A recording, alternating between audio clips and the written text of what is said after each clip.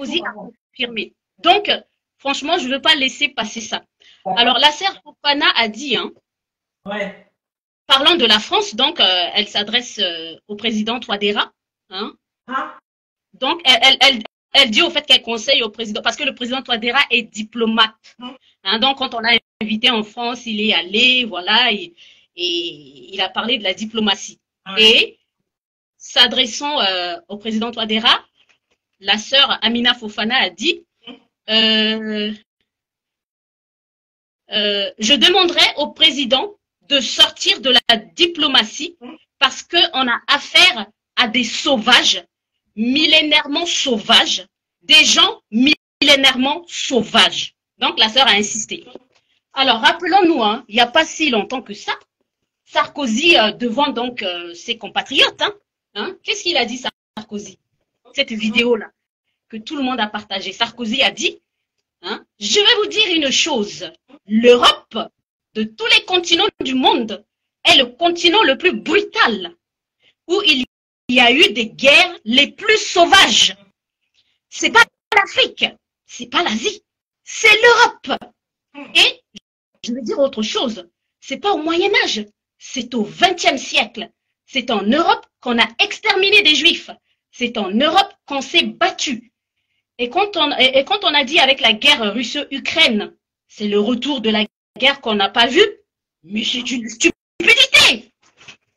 C'est lui qui parle comme ça. Hein. Il dit, puisqu'on a oublié la Bosnie, hein, on s'est rappelé de ce qui s'est passé en Bosnie. Hein, la guerre parmi ces peuples-là, les Bosniaques, les Serbes et puis les Croates. Bon, il faut aller faire des recherches pour ceux qui veulent en savoir plus. Sarkozy dit, si vous n'avez pas l'Union européenne, vous avez des affrontements considérables. Et vous savez, dans la politique, il faut avoir des engagements. Vous avez du tempérament. Il faut connaître l'histoire. Et l'histoire donne une dimension à vos engagements, une couleur à vos engagements. Vous n'êtes pas seulement le produit d'un parti politique ou d'une famille. Vous êtes le produit d'une nation et d'un continent. Notre continent est brutal, sauvage et peut verser dans la barbarie. C'est sorti de la bouche d'un ancien président français, Sarkozy, qui a confirmé que ils sont dans la brutalité. Donc, on va demander au président Macron sa brutalité sur le président Touadéra d'arrêter. Et ça, il n'y a que nous, les peuples, qui pouvons le faire. Il faut qu'on sorte et qu'on lui dise, ta brutalité, va la faire où tu veux, mais pas chez nous. Voilà. C'est tout. Libre antenne, hein? Voilà. Merci beaucoup qui ont envoyé 200 étoiles. Oh, ma sœur Marlène Grasse, hein? Je crois qui aussi qui est l'épouse d'un père burkinabé, hein? Donc c'est ça. On a parlé du Mali, du Burkina et tout ça, c'est la famille. Merci beaucoup aussi ça pour les étoiles. Ce sont les femmes qui savent soutenir. Les femmes doivent soutenir Jésus là. Elle, même comme ça, qui soutiennent encore la sister là. Les hommes là sont trop radins, les Miguel là. Beaucoup de commentaires seulement comme ça là. Faut payer ta dîme aussi. Merci beaucoup. Nous avons fait, je crois, 2 heures déjà. Nous allons parler vite fait des petites séquences vidéo de Bertin Béat que j'ai postées la dernière fois. Donc, je crois que les uns et les autres ont pu regarder. C'était une belle interview que notre compatriote Damaï avait accordée à Bertin Béat. Il a dit vraiment des choses très pertinentes. Je me suis dit, ben, tiens, maman, l'archive sort ça. Et c'était une interview pendant laquelle il y a eu des soutiens du président qui ont intervenu. Donc, Damaï n'est pas à crucifier, ni Bertin Béat. Mais est-ce que ceux qui ont suivi ces séquences vidéo-là ont leur avis à donner par rapport à ça?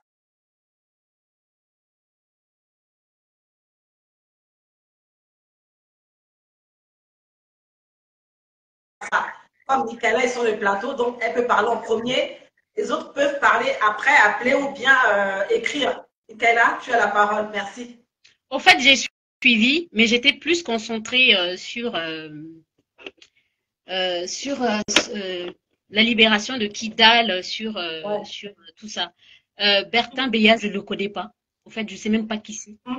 Et j'ai écouté, il n'a pas dit des mauvaises choses. Il n'a pas dit de mauvaises choses. Mais il me semble qu'il a tourné sa veste, non? Hein.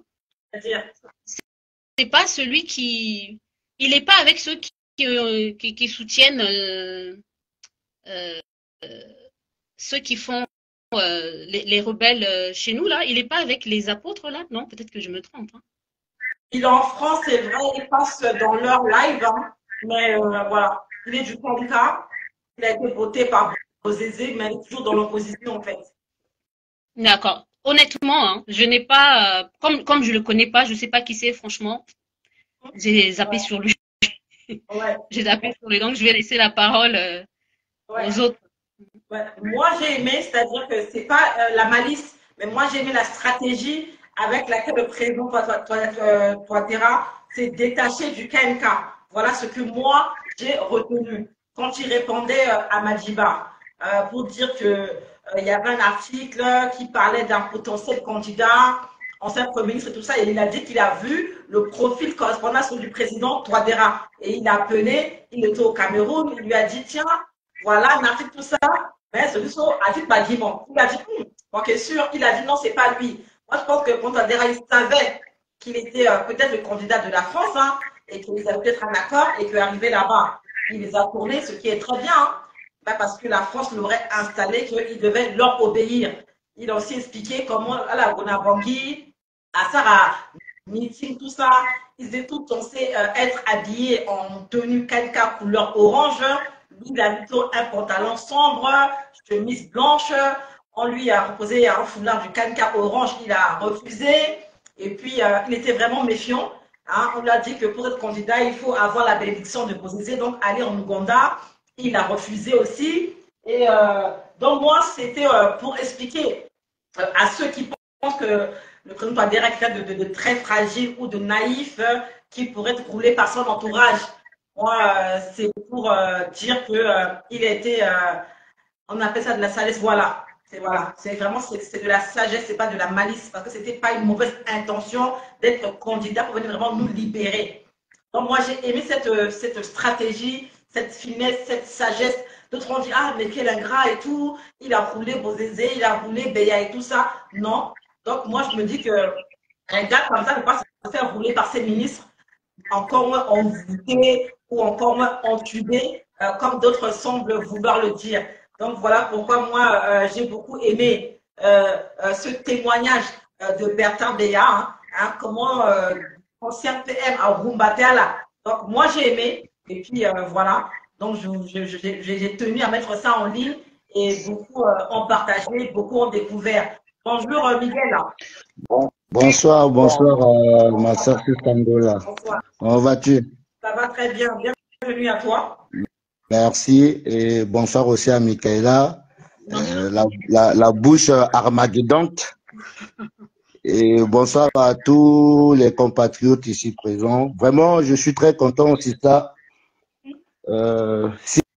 Si on pouvait faire des lives comme ça, hein, si on pouvait avoir des débats comme ça, hein, que de passer du temps sur des lives d'injures remplies de haine, de médiocrité, hein, de l'idiotie, comme Michaela disait ici. Je pense que si je dois donner mon avis ou mon point de vue par rapport à ce thème-là, par rapport à l'intervention de M. Jonathan, déjà, j'ai eu la honte de voir un étranger qui arrive vraiment à faire la part des choses, c'est-à-dire à dire des choses que nous-mêmes, centrafricains, on n'arrive pas vraiment à le dire. Hein? Ce serait bien un centrafricain qui raisonne comme ça. Mais malheureusement, c'est un frère africain. Mais bon, c'est l'Afrique qui gagne.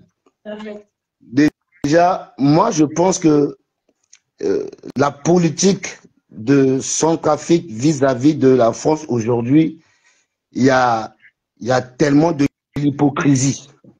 Il y a tellement de l'hypocrisie entre nos peuples centrafricains, surtout la jeunesse centrafricaine, et voire même l'opposition. Pour voir un président qui est élu démocratiquement, qui n'a pas pris les armes pour venir s'imposer au pouvoir, et que aujourd'hui certaines parties des centrafricains, hein, certains compatriotes se lèvent pour combattre ce monsieur-là. Pourquoi je dis ça? Parce que on peut pas, tu peux pas soutenir ton pays et ne pas soutenir le président de ce pays-là. Il y a une nuance, et c'est ce que les gens ne comprennent pas. J'entends ça sur les réseaux. Ouais, moi je soutiens le pays, mais je soutiens pas Touadéra. Ou je soutiens la politique de Touadéra, mais je n'aime pas Touadéra. Je sais pas comment si ces gens-là, souvent, ils arrivent vraiment à se revoir en fait. Tu peux pas, en fait, tu montes dans un bus.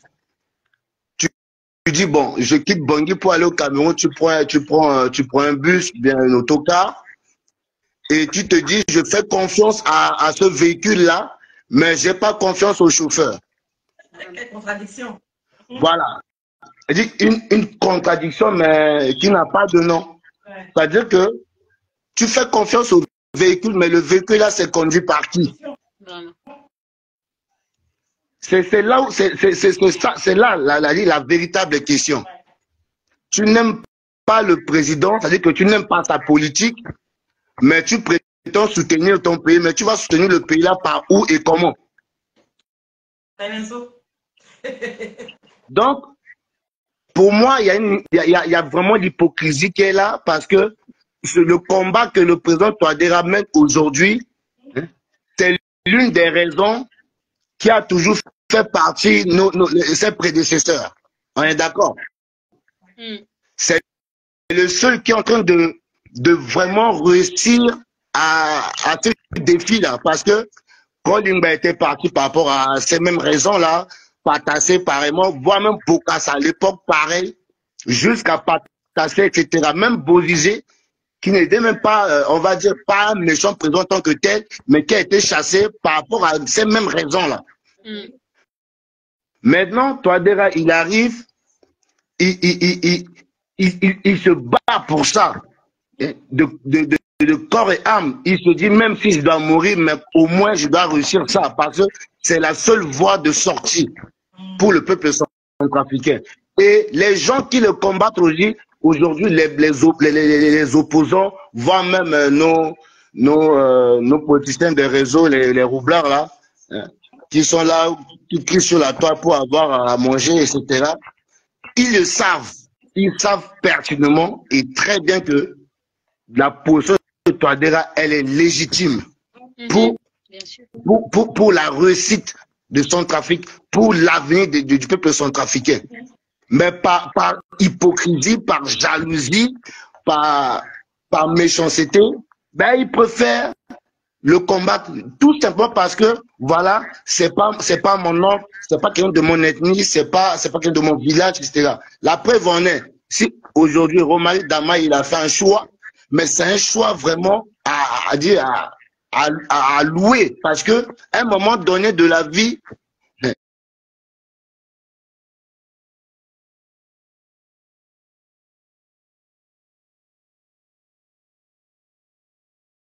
on a toujours une déviation. On a toujours à faire le choix dans sa vie. Et dans la politique, quand tu arrives au niveau de cette déviation, que tu puisses faire un choix, faut pas que cela soit un choix qui va te conduire vraiment à la perdition. Surtout si tu es un démocrate, si tu es un nationaliste, si tu es un patriote. Donc pour moi, la position, tout ce que le monsieur Jonathan a dit ici, c'est une question de patriotisme, de mobilisation. Si le Burkina arrive là où il est aujourd'hui, si le Mali arrive à couper Kidal, mais c'est les Maliens eux-mêmes. Avant de faire la politique entre nous en Centrafrique, mais combattons d'abord l'ennemi. Et l'ennemi, c'est France-Afrique. Voilà. Il faut d'abord combattre ce système-là. Une fois que le pays est stable, une fois que tout est en place. À ce moment-là, on peut faire de la politique comme on veut. Chacun est libre. Il y a la démocratie, etc. Mais du moment où déjà, nous-mêmes, on est encore dans cette situation, et d'autres pensent que c'est eux qui vont venir mieux faire. Alors que l'autre doit arriver là. S'il n'est pas là demain, je vois pas parmi ces aventuriers là qui va venir faire mieux que lui. Hein. Là, il faut qu'on soit clair. C'est pas parce que je défends Touadéra, mais je suis patriote. Moi, je vois la vérité en face et la réalité en face. Aujourd'hui, en Centrafrique, je ne dis pas qu'il n'y aura pas quelqu'un qui viendra qui viendra mieux faire que lui. Mais à l'instant T, là où il est arrivé, là où il a placé le Centrafrique aujourd'hui comme un pays déclencheur de ce système-là qui a duré pendant des décennies. Depuis l'indépendance, c'est Touadéra qui est venu faire ça. Mais comment fait-il que notre président, Dieu nous a donné un homme qui est venu nous mettre à ce stade-là, et les Maliens, les Burkinabés, les Nigériens, ils ont pris l'exemple sur Touadéra et puis sont venus dépasser. C'est parce qu'on n'est pas unis. Ben voilà.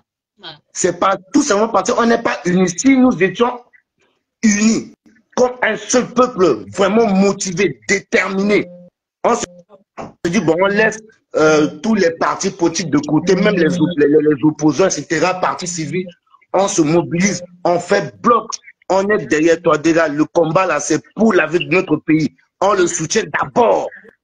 Et après, on va s'asseoir et puis chacun va commencer à faire sa politique comme bon lui sommes. On ne serait pas là. Mais malheureusement, il a mené un combat, il a fait quelque chose vraiment de très remarquable que toute l'Afrique en parle. Et c'est nous encore, nous sommes en train de pleurer, alors que le Malien en avance, le Burkina en avance, le jeune Malien, là, le jeune Burkinabé, là, Ibrahim Traoré, là. Oui, il a fait quel miracle, quelle magie pour en arriver là. Celui du Mali, il a fait la magie. Est-ce que ceux-là, ils sont plus intelligents, plus intellectuels que Touadéra? Donc, pour conclure, à un moment donné, les Africains doivent laisser l'hypocrisie. Moi, c'est le mot là qui me vient en tant qu'homme de Dieu, hein, pour délivrer les âmes égarées, c'est l'hypocrisie. Et c'est cette hypocrisie-là qui nous emmène jusqu'à aujourd'hui. On ne peut pas s'aimer, on ne peut pas aller de l'avant. Tout simplement à cause de l'hypocrisie. Les gens même qui sont autour de Touadéra là-bas, le président il fait son travail, d'autres ne font pas leur travail, et après, ça retombe sur lui, alors que lui, il a d'autres obligations.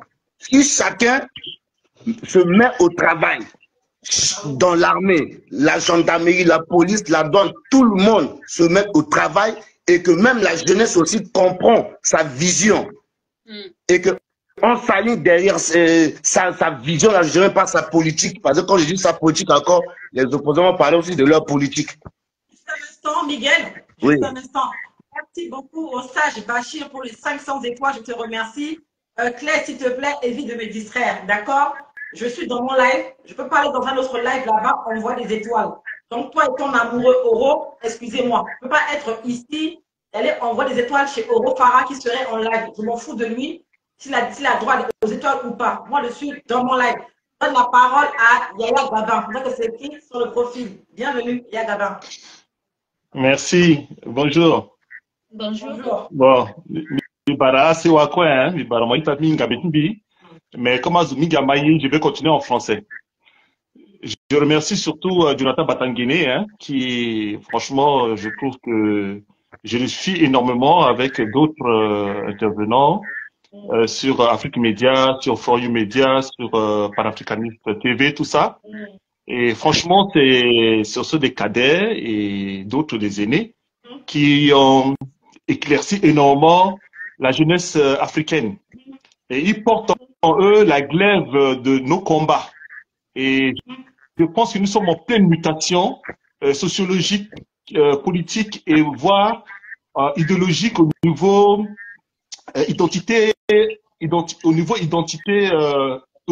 tout simplement. Parce que je trouve que moi, j'ai eu la chance, ça fait 40 ans que je vis en France, j'ai plus de 50 ans. J'ai eu la chance d'avoir côtoyé pas mal de dignitaires centrafricains depuis au temps de Kolimba. Hein. Même actuellement, j'ai des parents qui sont dans le gouvernement Touadéra. Je ne vais pas les citer de nom, mais tout le pouvoir hein, RCA, j'ai eu des parents dedans. Et malheureusement, tout à l'heure, j'ai réagi en disant que si Touadéra fait une politique différente des autres, c'est parce qu'il est protestant. Quand je dis protestant, c'est-à-dire, en gros, les protestants, ils ont plutôt des idées un peu libéraux. C'est pas comme les catholiques qui coincent les gens en disant que si tu fais ceci, non. Et la plupart de nos intellectuels centrafricains ont été au séminaire. Et quand vous regardez le panel de la plupart des opposants, y compris quelqu'un que j'ai été très proche pendant des années, à retourner sa veste. Parce qu'ils sont tous de chercher à manger. Vraiment, c'est le mot. Je vais pas une fois de plus citer de noms pour ne pas. Je pense qu'il y a beaucoup de gens qui vont réagir quand ils vont me reconnaître. Mais j'ai été à Bangui pendant la campagne électorale en 2015-2016. Et j'ai été même directeur de campagne par intérim dans un grand parti. On a failli gagner même les élections. À notre grande surprise, Touadéra est passé. On nous a posé la question, est-ce que vous voulez soutenir Touadéra ou Deleguélé? Moi et quelques amis, on a dit Touadéra. On a motivé notre raison. Je dis la raison, c'est simple. Touadéra a été Premier ministre pendant 5 ans. Aucun centrafricain, aucun Premier ministre a fait autant de temps que Touadéra au pouvoir. Surtout sous Bozizé. Bozizé qui avait tendance à être un peu dur. Mais Touadéra a réussi à faire 5 ans sous Bozizé. Ça, c'est d'une. Par rapport à Deleguélé qui avait laissé des ardoises de 40 impayés aux Centrafricains, à nos parents, 40 mois d'impayés à nos parents, qui s'est permis de prendre des emprunts pour construire de logements et pas les billets de coup d'État, il n'a pas remboursé. Pour moi, c'est pas un homme crédible. Et c'est ce que j'ai motivé hein, auprès des amis qui étaient là. Je dis, Touadéra connaît mieux le pays. Il connaît le problème du pays. La preuve, aujourd'hui, les amis qui avaient plus ou moins, comment dire, contrarié à l'époque, me donnent raison aujourd'hui. Je dis, mais quand j'ai sorti l'histoire de religion, je dis, Touadéra est protestant, il a l'amour de libérer la RCA. C'est pour ça qu'il n'a pas peur. Il n'a pas peur d'affronter, parce que, qu'on le veuille ou non, l'Église catholique fait partie de l'arme de la conquête, de la colonisation.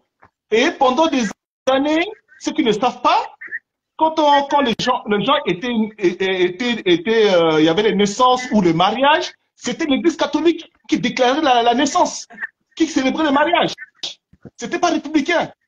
La République a commencé à célébrer le mariage une fois que la RCA a accédé à son nomination, enfin, depuis plus de décembre 1958. La naissance de la RCA. C'est comme ça que la République a commencé à reprendre les choses en main, a commencé à créer l'école publique, etc., etc. Nos parents, moi je suis, mes parents sont des mandjas d'origine, et les mandjas, la plupart étaient des musulmans. Mais quand ils ont perdu leurs parents, ben, on obligeait les enfants à aller à l'école catholique. Si tu n'allais pas à l'école catholique, tu ne pouvais pas accéder aux études. Et beaucoup de mandjas ont été achetés par des bandas, parce que sur l'acte de naissance, on mettait la race des enfants et des parents. Certaines catégories des Centrafricains n'allaient pas à l'école parce qu'ils n'étaient pas dans la religion catholique. Et ça, c'est une vérité historique. Les gens peuvent vérifier. Hein. J'ai vu l'acte de naissance de mes parents. C'est marqué dessus leur race. C'est ça. M. Brandic avait expliqué ça. Voilà. Et le fait que certaines personnes, M. Touadéra a suivi plutôt l'église protestante. L'église protestante a libéré un peu les gens, une façon de penser, et à partir de ce moment-là, ils ne sont plus, on va dire, enfermés dans l'idéologie franco-française. Parce que, comme dit certains politiques français, voilà, l'Église catholique fait partie de la République française. Et ils ont imposé à toutes les... Le Mali, quand je dis que le Mali est différent, parce que le Mali a une base musulmane. Et à partir de ce moment-là, ils ont une cohésion, une culture de base qui est équivalente. Comme dit Batangene, ils n'ont pas eu le soubresaut qu'on a eu en RCA. RCA, pratiquement tous les 10 ans, on a des répétitions de coups d'État. Patassi a subi presque 6 tentatives de coup d'État, 3 mutineries et 2 coups d'État qui ont failli passer parce que la troisième fois, elle est passée. On a vu le résultat. Elle a payé. Les gens ont couru. Hein? Beaucoup de Centrafricains ont quitté le pays, surtout les hommes, à cause de la guerre civile. Ce qu'on a eu en 2013-2014, puisqu'on n'arrive pas à casser les Centrafricains parce qu'on a une langue qui est, comment dire, un peu commun à tous les Centrafricains, on a mis la religion en place pour nous diviser. Et ça marchait. C'est ça le fond. La France cherche toujours, avec 476 indices menés, la RCA est une anomalie géologique. Mon père m'a toujours expliqué, mon père était un enseignant mathématicien comme Touadéra, plus vieux d'ailleurs, m'a toujours dit que RCA, c'est comme le porte-avions de la France. Jamais la France va laisser la RCA s'émanciper. C'est impossible. Et oui, ils y tiennent. Moi, j'ai fait l'agronomie. Quand j'ai eu mon diplôme, je suis parti en 96 pour rentrer dans l'ICRA, Institut de Scientifique de Recherche Agronomique. Mon oncle qui est DGA de l'ICRA, à l'époque, Fidèle Ngouanze, m'a dit non, mon petit, tu ne peux pas venir. Reste en France, là-bas, tu vas foutre. Qu'est-ce que tu vas foutre ici? Non. Si on apprend, c'est pour venir. Un pays se construit comme une maison se construit par les hommes. Un pays ne se construit pas tout seul. C'est pas possible. Moi, j'ai vu les Polonais, les Portugais, les Grecs et autres aujourd'hui ont reconstruit leur pays. Ce sont les hommes qui ont travaillé en France, qui ont quitté la France, qui sont rentrés chez eux pour reconstruire leur pays. Et Touadéra est en train de faire la même chose. Exactement. Les gens qui combattent Touadéra, c'est parce qu'ils ne veulent pas qu'il réussisse. S'il réussit, pour eux, c'est un échec total. Ils les envoient à la retraite. Touadéra est en train de les envoyer à la retraite. C'est pour ça que la nouvelle constitution, mise en place par les Centrafricains, pour les Centrafricains, les embête beaucoup. Vraiment, ça les embête. Pour moi, c'est le début de la vraie République centrafricaine qui commence. Et tous ces gens-là partent à la retraite, de facto. Et c'est pour ça qu'ils en veulent leur perdre parce qu'il n'est pas dans leur sérail. Il n'est pas rentré au séminaire comme eux. L'Église catholique, le cardinal Ndapaïlaïda ne peut pas l'influencer. Et ça les emmerde, en fait, en gros. C'est pour ça qu'il est détesté, en fait. Touadéra, il est professeur il est professeur. Son niveau d'études dépasse celui de Macron, de loin. Son niveau d'études dépasse celui des hommes politiques français. Et comme le blanc n'aime pas que le nègre soit plus intelligent que lui, ça l'emmerde aussi. Ben voilà. Il fédère autour de lui sa nature, hein, sa nature de base les emmerde. Il ne peut pas le corrompre. Il ne peut pas le manipuler. Et ça, c'est les emmerde. J'ai vécu en France depuis 40 ans. Je sais la mentalité des Blancs. Quand tu es trop intelligent par rapport aux Blancs, le Blanc essaie de te casser. Il se met à plus de pour te casser. La preuve, la Russie est seule contre 40 États. Contre 40 États. Et comme la Russie leur a botté les fesses, maintenant ils commencent à négocier avec la Russie. Parce que la Russie a développé des armes. Parce que dans les années 90, ils ont minimisé la Russie. La Russie a développé des armes qui elle-même, elle est capable de frapper n'importe qui à n'importe quel moment. Et ça, ils ont peur. Lorsque tu gifles un blanc, et à partir de ce moment-là, il te respecte. Mais quand tu sais négocier avec lui, et il sait que il peut avoir 2 ou 3 copains pour t'emmerder, il va t'emmerder. Ce que Batangene a dit là, il a raison. C'est la population centrafricaine qui peut soutenir la politique de président Touadéra. Malheureusement, c'est pas la peur qu'ils ont, sauf que beaucoup sont dispersés. On est attaché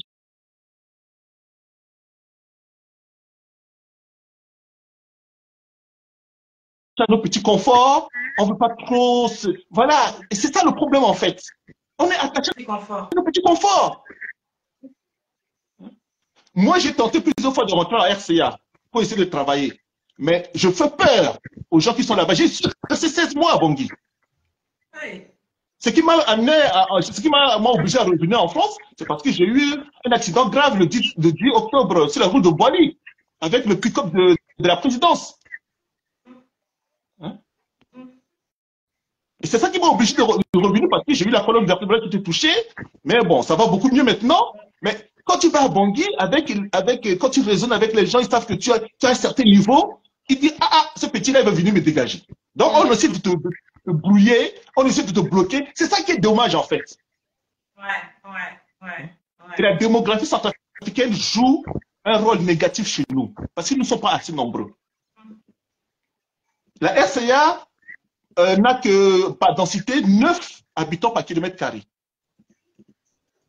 Alors que le Mali en a 17 par kilomètre carré. Et la cohésion de la religion, le sentiment nationaliste chez les Maliens, mais les Centrafricains sont courageux, hein, parce qu'à peine 5 millions, 6 millions d'habitants disent aux Français dégagent, et les Français sont partis, ils sont quand même courageux. Hein? On peut prendre un véhicule, faire des kilomètres pour trouver un village en RCA. Malgré tout ça, on a réussi quand même à tenir nos frontières. Mais chapeau! Et ça, les gens ne voient pas ça. Touadéra est dans le même esprit. Je pense que Touadéra est un peu comme dans la même stratégie que Lénine. Lorsque les Anglais ont poussé Lénine à aller renverser l'empire russe, Lénine a changé sa veste. Parce qu'il voulait tuer Lénine. Sauf que Lénine a compris le jeu. Il a désigné Staline pour le remplacer au cas où il y a un problème. Et quand Trotsky a vu ça, il a fui, il est parti en Argentine. Staline, quand même, l'a envoyé déjà l'assassiner 2 ans plus tard. C'est l'histoire. Parce que Lénine a retourné sa veste. Il a dit non, la Russie, c'est mon pays. Je ne peux pas foutre la Russie et puis donner aux Anglais. Vous voyez? Quand ils ont fait leur révolution d'octobre en 2017, même si c'est la France qui a amené Touadéra au pouvoir, mais Touadéra a compris que non. La RCA, c'est d'abord chez moi. Exactement. Et lorsque monsieur Jean-Yves Le Drian a voulu se foutre de sa gueule pour montrer que c'est un nègre qui ne comprend rien, il dit va voir les Russes. Mais quand la chose a tourné autrement, aujourd'hui, il dit mais putain, mais finalement, ces noirs-là, ils sont intelligents. Ils ont retourné carrément la chose. Et ils pensaient que la Russie allait nous donner un coup de main. Ils ne pensaient pas que la Russie allait nous aider. Tout à fait. Et c'est ça le problème, en fait. Et nos hommes politiques qui sont dans l'opposition, aujourd'hui, je me suis fait beaucoup d'amis, beaucoup d'ennemis, parce que j'ai défendu Touadéra, je défends la politique qu'il mène actuellement, c'est la politique d'émancipation de la Centrafrique. Nous sommes assis ici de l'or des diamants. On ne peut pas parler de la RCA seulement à l'ancien pays de Bokassa. C'est quoi cette histoire-là? C'est pas possible. On doit avoir une identité plus d'un monde. Quand les panafricains se disent que mais la RCA, c'est 16% de la richesse centrafricaine est estimée par les Américains à 3 000 milliards. Et actuellement, la RCA essaye par les Russes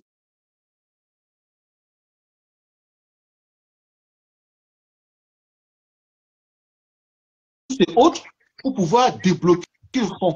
Malheureusement, moi, le plus vite possible. Même quitte à ça soit bancal, mais au moins, on aura quand même la possibilité de mettre même en troc nos mines et autres pour soutenir notre monnaie. Le Mozambique le fait avec le diamant, ils s'en sortent. On a tout ce qu'il faut pour garantir notre monnaie. Les autres nous bloquent parce qu'on est dans une communauté de ces marques, mais ça fait 60 ans qu'on navigue. Le Cameroun nous a dépassés. Même la Guinée équatoriale nous dépasse. Et on va attendre quoi? On va attendre qui?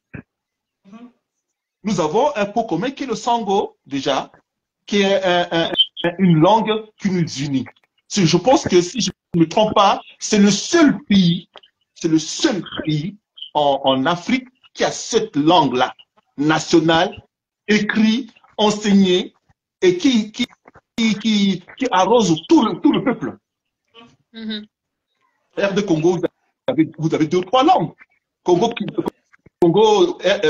Brazzaville, c'est pareil. Vous avez au Rwanda, ils ont au moins 4 langues. Au Cameroun, ils ont à peu près 4 ou 5 langues. Mais ils n'ont pas une langue nationale, une seule. Il n'y en a pas. Voilà. C'était juste ma contribution. Mais l'émission que vous faites, c'est une bonne chose. Félicitations. Je ne sais pas si Sarah, c'est ta soeur, c'est ta grande soeur ou ta petite soeur, je n'en sais rien. Je connais mieux Sarah que toi. D'accord. C'est notre petite soeur. Bon, je connais mieux Sarah que toi. Benoît, d'accord. Ok, ça fait plaisir. En tout cas, je vois que moi, profite depuis quelques semaines là. Je me dis, ah ben tiens, ce frère-là contribue magnifiquement bien. En tout cas, c'est gentil. Je ne pense pas qu'on soit déjà vu, je ne pense pas. Hein. Non, non, non. Hein. On ne s'est jamais rencontrés. De quoi? On ne s'est jamais rencontrés. Je n'en sais rien. J'ai pas de... Peut-être à l'ambassade, mais bon. J'étais à l'ambassade pour voter. J'ai eu à échanger un peu avec Badiba et puis quelques gars de KNK. D'accord, peut-être là-bas, mais sinon, moi, je suis très casanière, je suis derrière mon écran. C'est pour ça. Mais maintenant, je suis un peu connue. Je commence à être connue. C'est pas un problème. Moi, j'ai eu la chance d'avoir, comment dire, être assez proche, même très proche, pratiquement même l'ombre, hein, l'ombre de Ziguélé pendant plus de 10 ans. Mais c'est le comportement qui a fait que je me suis retiré depuis 2017. Tu entends le nom là? Bah voilà, hein, bah, il a bien fait et puis je le félicite. Hein. Tu es avec une personne et puis tu vois que le comportement ne va pas, ne correspond plus. Bah faut décider. On ne suit pas histoire de suivre. Il y a aussi sa dignité et puis sa façon de parler. Quand j'ai démissionné en 2017, il était quand même président de commission finance à l'Assemblée nationale. Hein. Ah. Mais quand j'ai démissionné, c'était des raisons où quand j'étais pratiquement, comme je dis, sans nombre.